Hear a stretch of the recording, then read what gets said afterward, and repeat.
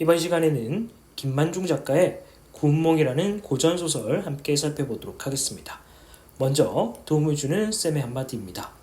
구운몽은 김만중이 남해에 유배되어 살던 시절에 어머니 윤씨 부인을 위로하고자 지었다 전해지는 몽자류 소설로 주인공 성진이 하룻밤 꿈에서 겪은 일을 작품이 골격이다. 불제자, 불교를 믿는 제자 성진은 꿈속에서 유교적 공명주의, 공을 세워 자기 이름을 널리 드러내고자 하는 삶의 태도에 입각하여 국가와 왕에게 충성을 다하고 세상의 온갖 부귀영화를 누린 뒤 깨어나 인간의 부귀영화는 일장춘몽에 불과하다는 불법의 진리를 깨닫게 되는 내용이다 라고 정의할 수가 있겠습니다. 자, 몽자류 소설이라는 거는 이제 인몽과 간몽의 구조가 있는 소설을 몽자류 소설이라고 하는데, 이 인몽이라는 건 꿈에서 들어가는 부분, 그리고 간몽은 꿈에서 깨어나는 부분, 이렇게 해서 꿈에 들어갔다가 나오는 구조를 몽자류 소설이라고 보면 되겠고, 그 다음에 특징으로는 이제 인몽식, 꿈을 꿀 때 과거, 그러니까 현실의 기억이 전혀 없는 상태에서 꿈을 꾸게 된다는 게 특징이다 라고 정리해 볼 수가 있겠습니다. 자, 핵심 정리 부분에서는 갈래는 국문소설, 한글로 쓰여진 소설이고 몽자류 소설이며 염정, 남녀 간의 사랑을 다룬 소설이다 라고 보시면 되겠습니다. 시점은 전지의 작가 시점이며 주제는 꿈을 통한 성진의 득도 과정을 이야기하고 있는 작품이다 라고 볼 수가 있겠습니다. 자, 그리고 이제 제목 구운몽, 이게 9구자의 구루문자의 꿈몽자입니다. 자, 그래서 이 9구자는 등장인물을 상징하는데, 이 성진과 8명의 선녀, 주요 등장인물을 상징하는 것이고, 우는 이제 주제를 상징하는 부분으로서 인생무상, 인생의 덧없음을 드러내는 부분이다 라고 보시면 되겠고, 몽 부분은 소설의 구조, 환몽 구조라고 해서 아까 인몽과 강몽의 구조를 나타낸다 라고도 정리해 볼 수가 있겠습니다. 자, 앞부분의 줄거리부터 읽어보도록 하겠습니다. 연화봉에서 육관대사의 제자로 볼도를 닦던 성진은 용환의 잔치에 참석한 후 돌아오는 길에 팔선녀를 만난다. 그 후 세속적 욕망으로 번뇌하던 성진은 인간계에 추방되어 양소유로 환생하게 된다. 양소유는 입신양면하여 부귀영화를 마음껏 누리다가 인생의 허망함을 느끼게 된다. 그래서 이 허망함이 이제 주제 부분이라고 볼 수가 있겠죠. 꿈속에서 깨달은 바 라고 보시면 되겠고, 그 다음에 이제 등장인물의 이름이 이렇게 두 가지로 나오게 되죠. 자, 현실에서는 성진, 꿈속에서는 양소유로 드러나게 되는데, 이름에도 이제 의미가 부여되어 있습니다. 성진 자체는 참된 깨달음을 추구하는 삶을 상징하는 이름이라 보시면 되겠고, 양소유는 입신양면과 부귀영몽을 추구하는 삶이라는 의미로 해석할 수가 있겠습니다. 사부는 어느 곳에부터 오셨습니까? 호승, 육관대사는 웃으면서 대답하기를, 호승은 스님이란 뜻이고, 이 스님이 이제 꿈속에 나타나가지고 양소유한테 말을 걸고 있는 상황이다 라고 보시면 되겠습니다. 평생 고인을 몰라보시니 일찍이 귀인은 태어난 사람은 잊기를 잘한다는 말이 옳습니다. 승상, 양소유가 자세히 보니 과연 얼굴이 익숙한 듯하였다. 문득 깨달아 능파 남자를 돌아보며 말하기를, 팔선녀 중에 한 사람이고 양소유 아내로 설정이 되어 있습니다. 내가 지난날 토번을 정벌할 때 꿈속에서, 그러니까 지금 현재도 꿈을 꾸고 있지만 그 꿈속에서 다시 꿈을 꾸고 있기 때문에 몽중몽이다 라고 보시면 되겠습니다. 동정용궁에서 잔치에 참석하고, 동정용궁은 이제 이 백능파라는 인물이 이제 용왕의 딸로 나오는데 거기에 이제 잔치에 참여하고 있다 라고 보시면 되겠습니다. 한 화상이 법자 자리에 앉아서 경전을 강론하는 걸 보았는데 노승이 그 노화상이냐? 호승이 박수를 치며 웃으며 말하되, 옳구나 비록 그 말이 옳지만 꿈속에서 잠깐 만난 일은 기억하고 10년 동안 같이 살았던 것을 기억 못하니 누가 양승상을 총명하다 하였는가? 그래서 현실을 자각하지 못하는 양소유를 비웃고 있는 부분이다 라고 정리해 볼 수가 있겠습니다.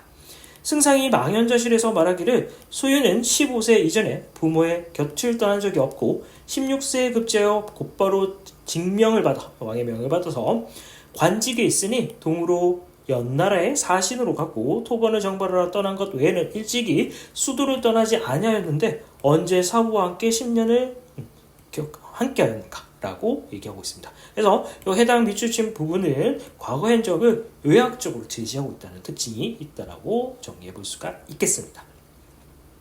노승이 웃으며 말하기를, 상공은 아직도 꿈에서 깨어나지 못했구나. 승상이 말하기를 사부는 어찌하며 소유로 하여금 춘몽에서 깨어나게 할 수 있겠습니까? 노승이 말하기를 이것은 어렵지 않다라고 하고 손에 있던 석장 지팡이를 들어서 돌랑간을 2번 두드렸다. 갑자기 내 골짜기에서 구름이 일어나서 누가 위를 덮어 지척을 구분하지 못하게 하였다. 승사령이 정신이 아득하여 마치 취한 꿈 가운데 있는 듯하고 한참 만에 소리를 질러 말하기를 사부는 어찌하여 바른 방법으로 소유를 인도하지 아니하고 환술, 요사스러운 술법으로 저를 희롱하십니까? 승상이 말을 마치지 못하여 구름이 거치는데 노승은 간 곳이 없고 좌우를 돌아보니 팔랑자도 간 곳이 없더라. 자, 선생님이 이렇게 빨간색으로 이제 밑줄 그어놨는데 요 윗부분, 빨간색 윗부분은 꿈속 상황이고 이 밑에 부분은 이제 현실로 돌아오게 되는 상황이다. 그래서 여기가 이제 강몽 부분이다라고 정리해 볼 수가 있겠습니다. 승상이 매우 놀라 어찌할 바를 모르는 중에 높은 데와 많은 집들이 한순간에 없어지고 자기의 몸은 작은 남자의 포단 위에 방석 위에 있는데 향로 위에 불은 이미 사라지고 그래서 불이 사라졌다는 걸 통해서 꿈을 꾼 지 오랜 시간이 흘렀다라는 걸 확인해 볼 수가 있는 구절입니다. 지는 달이 창가에 비치고 있었다. 자신의 몸을 보니 108염주가 걸려있고 머리를 손으로 만져보니 가끔 머리털이 까칠까칠하였으니 완전히 작은 화상의 몸이고 스님의 몸이고 전혀 대승상의 모습이 아니니 정신이 황홀하여 오랜 후에야 비로소 제 몸을 열하도랑의 성진행자임을 깨닫게 했다. 드디어 현실을 자각하게 되었습니다. 그리고 생각하기를 처음에 스승에게 책망을 듣고 풍독, 지옥으로 가서 인간 세상에 환생하여 양씨 집안의 아들이 되었다. 그리고 장원급제하여 한림학사가 된 후 7장 입상, 공을 세워서 장수와 승상이 된 뒤에 공명심태, 공을 세워 이름을 떨치고 벼슬에서 물러난 뒤 두 공주와 6낭자로 더불어 즐기던 것이 다 하룻밤 꿈이로다. 다 부질없구나 라고 얘기하고 있습니다. 그래서 요거와 관련된 사자성어는 일장춘몽, 한바탕, 봄의 꿈, 조신지몽, 조신의 꿈, 남가일몽, 남쪽 지역에서 꾸었던 꿈, 이런 사자성어들이 같은 의미로 사용될 수 있다 라고 정리해 보시면 될 것 같습니다. 이는 필연 사부가 나를 생각이 잘못됨을 알고 나로 하여금 그런 꿈을 꾸게 하시어 인간의 부귀와 남녀의 사랑이 다 허무한 일임을 알게 한 것이로구나. 그래서 육관대사가 성진이 꿈속에서 깨닫길 바라는 바가 여기 제시되어 있다라고 볼 수가 있겠죠. 성진이 서둘러 세수하고 의관 옷을 바르게 입고 하여 방장에 나아가니 다른 제자들은 이미 다 모여 있었다. 대사가 큰 소리로 묻기를 성진아 인간의 부귀를 겪어보니 과연 어떠하더냐. 성진이 머리를 조아리고 눈물을 흘리며 하는 말이 성진은 이미 깨달았습니다. 제자가 어리석어 생각을 그릇되게 하여 죄를 지었으니 마땅히 인간 세상에 윤회하는 벌을 받아야 하거늘 사부께서 자비로우셔서 하룻밤 꿈으로 제자의 마음을 깨닫게 하시니 사부의 은혜는 천만 년이 지나도록 겁이 지나도록 갚기가 어렵습니다. 대사가 말하기를 네가 흥을 타고 갔다가 흥이 다여 돌아왔으니 내가 무슨 참여할 바가 있겠는가. 내가 말하기를 인간 세상에 윤회한 것을 꿈꾸었다고 하니 이는 곧 꿈과 세상이 다르다고 하는 것이니 네가 아직도 꿈을 깨지 못하였도다.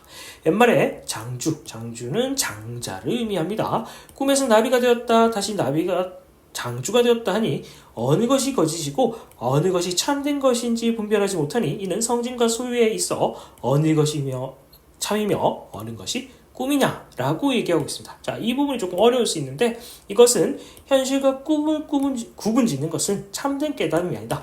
네가 꿈속에서 깨달은 바도 참된 깨달음이고 꿈을 깨고 나서 깨달은 바도 참된 깨달음이니 그것을 두 개를 구분짓지 말라는 의미로 사용된 표현이다 라고 보시면 될 것 같습니다. 성진이 이에 대답하기를 제자 성진은 아득하여 꿈과 참을 구별하지 못하겠으니 사부는 설법을 베풀어 제자로 하여금 깨닫게 하여 주십시오라고 이야기하고 있습니다. 자, 뒷부분에서는 팔선녀 역시 이제 육관대사를 찾아와서 자신들의 어리석음을 용서를 구하고 이 9사람 모두가 불도에 정진하여 부처가 되면서 소설이 마무리되는 구조라고 보시면 될 것 같습니다. 자, 문제를 풀어보면서 내용을 조금 더 자세히 살펴보도록 하겠습니다. 윗글의 서술의 특징으로 가장 적절한 것은 정답은 1번입니다. 묘사의 방식을 활용해서 장면이 전환되었음을 나타내고 있다. 자, 여기 부분에서 이제 불이 꺼졌다. 달이 비치고 있었다라는 이 묘사 방식을 통해 가지고 이제 꿈속 상황에서 현실로 돌아왔음을 알 수 있겠죠. 작품 밖에서 숫자, 요건 맞죠? 사건을 객관적으로 관찰해요. 전지적 작가 시점이기 때문에 객관적 관찰이라고 보기에는 조금 어려울 수 있습니다. 3번 작품 속 등장인물이 자신의 시각에서 중심인물과 사건에 대해서 서술하고 있다. 작품 속 아니죠. 작품 밖 인물입니다. 과거와 현재의 교차가 아니라 현실과 꿈의 교차라고 고쳐줘야 될 것 같고, 하나의 사건을 바라보는 여러 인물의 시선을 지시해서 사건의 입체감을 보유하고 있다. 이거는 이제 시점이 바뀐다는 거죠. 근데 해당 작품은 시점이 바뀌지 않고 처음부터 끝까지 전지적 작가 시점을 유지하고 있습니다. 2번 이 글에 대한 설명으로 적절하지 않은 것은 3번 유교적 현실주의 세계관이 소설의 근간을 이룬다. 물론 가장 많은 부분이 유교적 세계관을 드러내고 있긴 하지만 이런 유교적 세계관을 보여줌으로써 이것이 가지는 허무함, 덧없음을 강조하는 효과를 보시면 되겠죠. 자, 작가가 어머니를 위로하기 위해서 지은 소설 맞고, 아까 도무주는 쌤의 한마디 있었죠. 환몽구조를 통해서 몽자류 소설의 효시, 시작이다 라고 보시면 되겠고, 제목을 통해서 작품의 주제를 암시적으로 드러낸다. 몽자가 인생의 덧없음이라고 얘기를 했었습니다.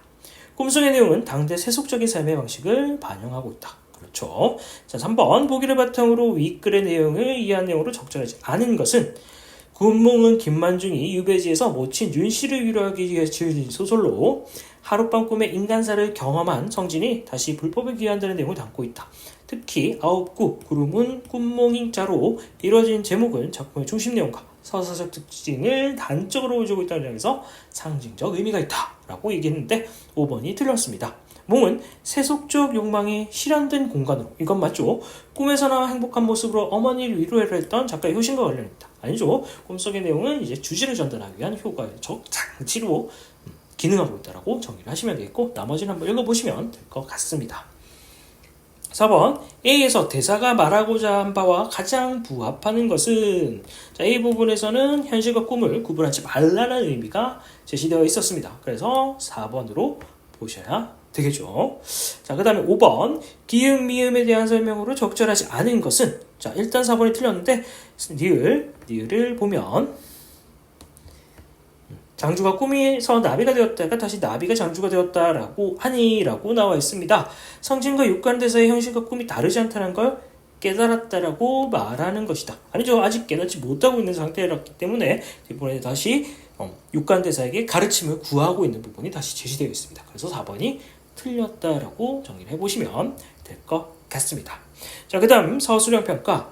이 글의 제목인 꿈몽의 의미를 인물 주제 구성과 관련지어서 서술하시오. 자, 그러면은 성진과 팔선녀 9사람의 인물 인생의 무상의 깨달음을 주제 환몽 구조를 통해 구성을 통해서 깨우침을 나타낸 것이다. 이런 식으로 서술을 하여 주시면 될 것 같습니다. 2번 보기와 이 글과 유사한 주제를 표현한 시이다. 이 글의 내용 중 보기에 밑줄 친 시어에 해당하는 내용을 쓰시오. 즐거운 시간이라는 내용이 있네요. 잠시뿐 마음은 어느새 시들어 남모르는 근심 속에서 젊었던 얼굴이 늙었네. 다시는 좁쌀빨기를 기다리지 말겠다. 바야흐로 힘든 삶 한순간에 꿈인 걸 깨달았다. 자, 그래서 즐거웠던 시간은 꿈속의 내용이겠죠. 성진이 꿈속에서 양소유로 태어나 높은 뱃을 오르고 두 공주 6 남자와 함께 살았던 것, 이렇게 정리하시면 될 것 같습니다. 보기에서 이 글의 설명으로 적절한 것을 모두 골라 기호로 쓰시오. 1기의 인물이 사건을 서술하고 있다. 아니죠. 전지적 작가 시점이기 때문에 답이 될 수 없습니다. 하나의 이야기 안에 또 다른 내부 이야기, 꿈속에 꿈이 들어있기 때문에 이거는 좀 맞겠고, 유교적 배경, 꿈속 배경인 천상계와 현실 배경인 인간계를 오가가며 이야기가 전개되고 있다. 꿈속 배경이 오히려 인간계고 현실 배경이 천상계로 설정되어 있습니다. 리을, 유교, 불교, 도교 사상이 나타나며 그 주제와 가장 관련이 깊은 것은 불교의 공사상이다. 그래서 리을로 정답을 체크하시면 되겠습니다. 이 글에서 육관대사는 어떤 역할을 하는 인물인지 서술하시오. 성진의 스승으로 선진과 팔선녀를 깨달음이 얻게 하여 참다운 깨달음에 이르게 하는 인물로 설정이 되어 있습니다. 5번 이 글에서 춘몽의 의미를 주제와 관련해서 서술하시오. 한바탕 봄 꿈을 꾼 것처럼 인간 세상의 부귀영화가 부질없는 것임을 드러내는 의미다 라고 정리를 하여 보시면 될 것 같습니다. 자, 이상으로 김만중 작가의 구운몽이라는 작품 함께 살펴보았습니다.